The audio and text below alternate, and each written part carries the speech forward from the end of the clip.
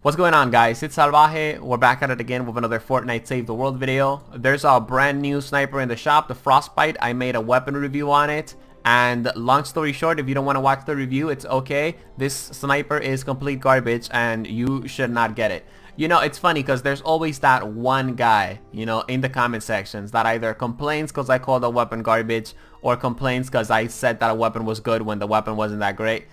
Look, this weapon is bad compared to other snipers out there. That's just, you know, what it comes down to. But here is my event item store for the winter update in Fortnite Save the World. Let's definitely get right into it. So Earhart, I think she's definitely worth the gold. She's just a really unique hero. Now, she's not great. She's not, you know, a meta-changing hero, like a must-have, a must-pick. There's a lot of great constructors out there that you want to pick over Earhart. But I do think that she's definitely worth your gold because she's very unique. Also, the sentry turret that she's got destroys llamas extremely quickly. Copper Bazooka. So this is definitely a must-have. The Bazooka is very helpful, specifically towards the end game where there's just like a lot of husk and you could use some AoE to do some pretty decent damage to opponents. So yeah, definitely get your hands on this. Zap. Honestly, I'm going to be reviewing this weapon later on in the month. So if you want to wait for my review, you know, to see if you're going to get the weapon or not, you know, just wait for the review. But in my opinion, I don't really think this weapon is that great. So honestly, I just think it's kind of a pass. On top of all that, it uses energy ammo, which a lot of people don't like because energy ammo uses bacon. So yeah, I would honestly say this is just a pass. But maybe, you know, you want to put it in the collection book. So that's also, you know, a reason why you should buy it. Okay, so Brawler Luna. This is actually a pretty decent ninja, but it doesn't really get a lot of play because there's better ninjas out there. Like, for example, Sarah Hotep and the Harvester ninjas, for example. But anyways, this ninja basically just specializes on taking down mist monsters as fast as possible. Let me explain, okay?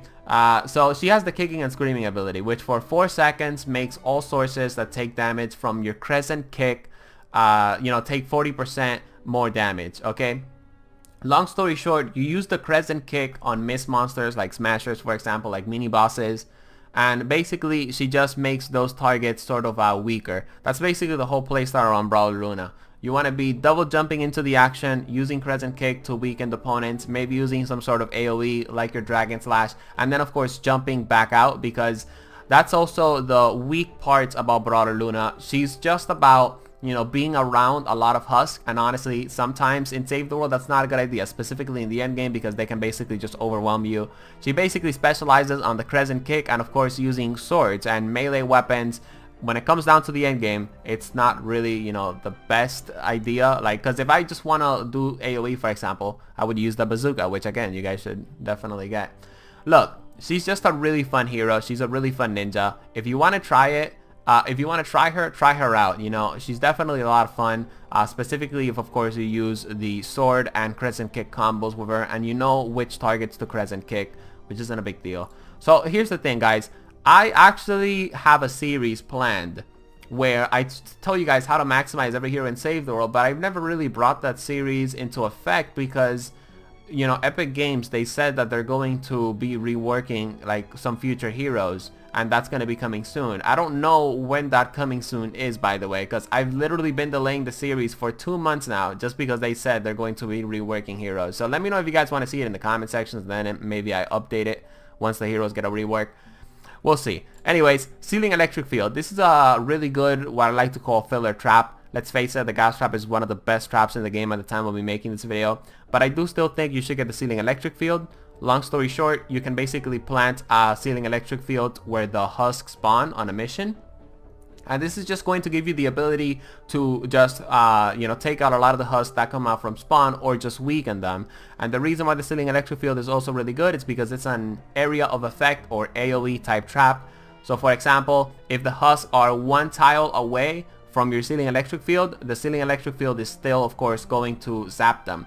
Now, one of the biggest reasons why I like the Ceiling Electric Field is because, as you guys can see right here, you know, I have damage on my ceiling electric field, but look at that. It has a 6-second reload time. So if you put a machinist constructor base on the ceiling electric field, basically the reload time on this thing is amazing, and it just does pretty massive damage. So that's why I think you should get the ceiling electric field, honestly. It's pretty decent. Legendary survivor, yes, get it. A legendary sniper, yes, get it. In fact, in the end game, one of the best snipers to have, one of the best defenders to have is a legendary sniper defender. Why? Because you can just give it an obliterator. What's that? You don't have an obliterator? It's okay. It's no big deal. Epic did say that eventually they were going to bring the event weapons and event heroes into the base game. So chances are that you might be watching this, I don't know, maybe around January, and you're wondering, hey, should I get the sniper defender? Yes, you definitely should. Even if you don't have an obliterator, sniper defenders are also still very helpful. Just don't give them the frostbite, because it's a really bad sniper. Anyways, I hope you guys enjoyed this video. Keep in mind, Urban Assault Headhunter is also in the shop for the next 6 days at the time of me making this video. You definitely want to get her. Don't miss out on her. I'll see you guys in the next one, and I hope you guys enjoyed the video. Peace out.